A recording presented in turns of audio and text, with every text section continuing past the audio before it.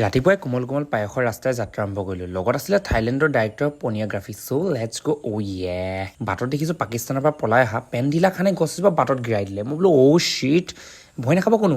যিহেতু মই খটৰকে খিলাই season 69ত first ৰাউণ্ডত এলিমিনেট হোৱা, তাই বোলো শক্তি প্ৰদৰ্শন কৰি দিওঁ। লগালগ বাইকৰ চকা দাঙি দিছোঁ। লগালগ সকলো মানুহে কৈছে